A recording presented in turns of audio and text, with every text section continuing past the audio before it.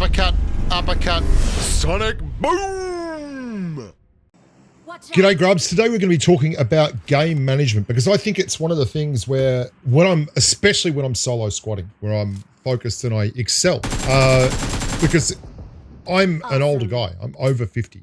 A lot of you watching are older guys and girls, and you know that you just can't bring back the finger speed and eyeballs that you have when you're a young Amiga. Like you're never going to have that kind of motor skill fluidity again.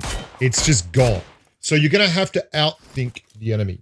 And a lot of that is game management. It's something that we don't talk often enough about. We love watching highlight clips of ripping people out of cars or, you know, squad wiping 15 people in apartments with a DBS. But for those of us who aren't the best gamers in the world, I want to reach out to you and help you get better at PUBG Mobile. So to do that, I'm going to talk about a couple of clips, and this is a game I had yesterday, not this one, the clip after this, where I was at school and I got pushed by 2 squads. Now, the first one that I want to talk through is, everyone knows about holding angles, but what we're going to do in the first instance here is cut down angles. There is a squad that's going to push past me, and they're going to go to the other side of school. Now, I'm running towards them. You want to think of it like this. I know I'm one person and there's going to be 2 or 3 people or even 4 people over there. You just don't know. But as I push towards them, the angles they can take out wide of me narrow. So I've got them directly in front of me here. But this is Asia, and I'm expecting a trailer. And this is something that you need to get used to. I don't know what it's like on NA. I don't know what it's like on EU or the Middle East, but on Asia, squads will run 3 or 4 cars at a time. It's embarrassing, I think. Like, most of these people screw it up. Like, these guys have not managed their game well at all. Their trailer was isolated and had to push in alone while the other 2 were unengaged. Usually you want the trailer to start pushing in once the other 2 have engaged him, but they've made a massive mistake. And because I've cut down their angles and actually pushed into them, they've not been able to get around me and get the flanks and the pinch that they wanted. So they're going to have to push a bottleneck. And you're going to see they're going to do a good job with this. They're going to double push at the same time. One's going to DBS, the other one's going to hip fire atomic.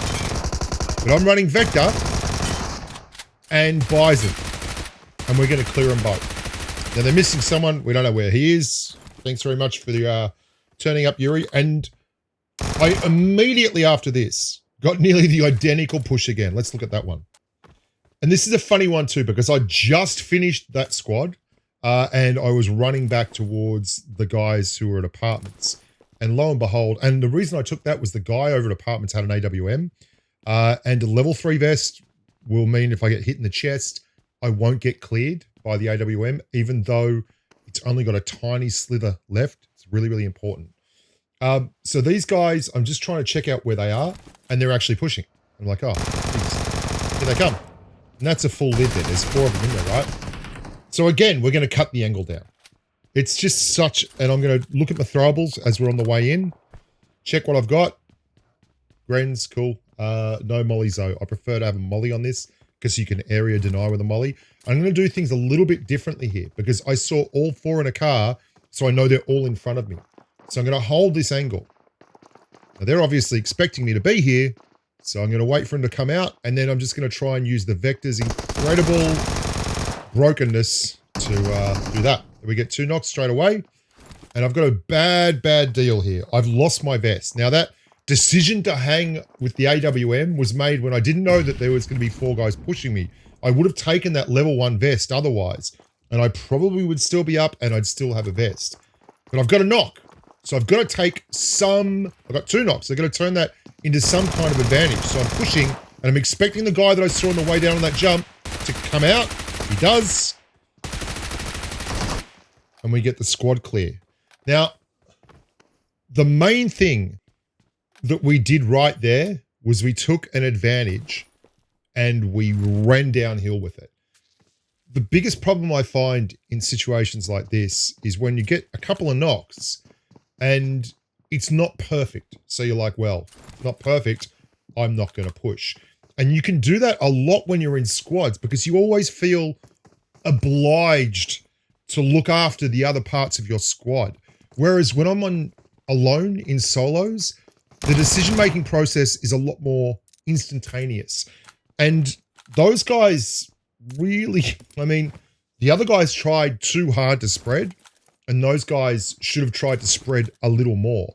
If they had people running different angles, going long or even split into a 2-2, we would have been in big trouble. But as it was, they tried the brute force approach and it didn't work. Now I'm going to switch to something a little later in the same game. Again, we're running Vector and we've taken the bloke's AWM and we're trying to get in, and lo and behold, there's a squad there. Now I throw a molly here. And the molly's great for this, but I don't throw it till I've reloaded, obviously. Because it means that even though one guy got out, the other guy can't come through the same window without being on fire. Like, mollies as an area denial tool are absolutely incredible. And then we are going to hold. Even though we're outside the circle, even though it's very late and it's chunking blue, we cannot afford to go running out there into a bloke who's got a P90 without getting a heal. And you saw there, he hit us, he took a lot off us. Then we're just going to go for a drop shot.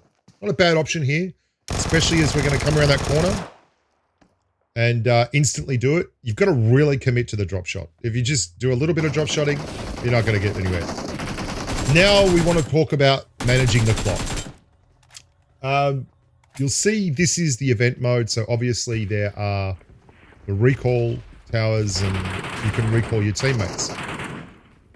Barry's gone down, but he can still be recalled. And McDingling is pushing ahead. Now, look at this guy's name. Taren Shenron something.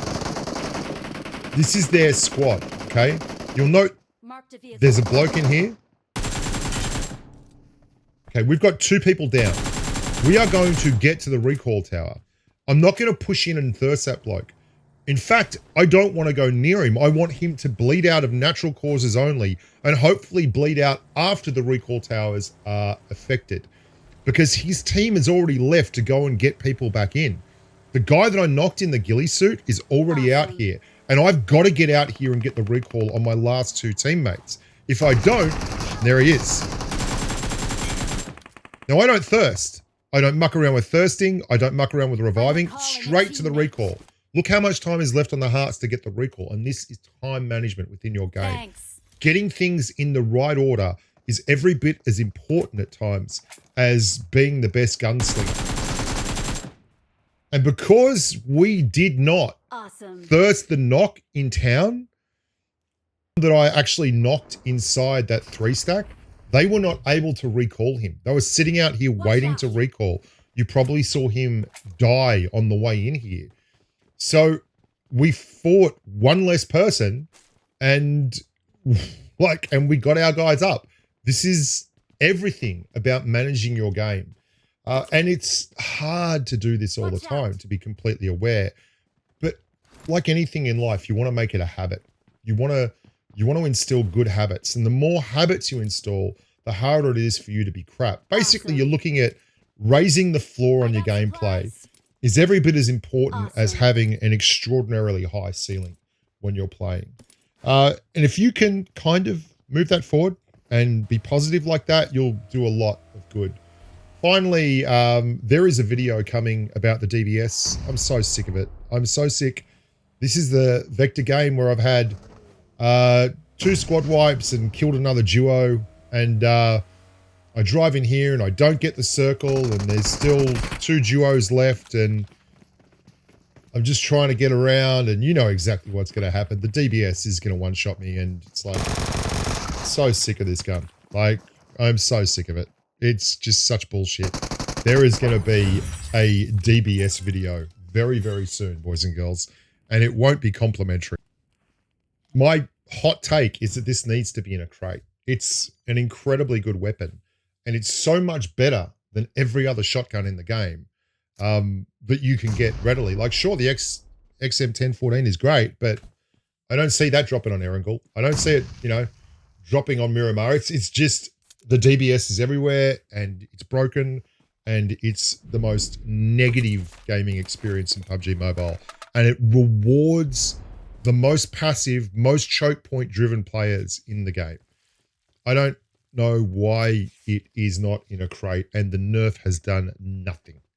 The goggles, they do nothing. Anyway, hope you enjoyed that. Don't forget to subscribe, like the videos, stick around. There'll be more where this came from. And as always, bye for now.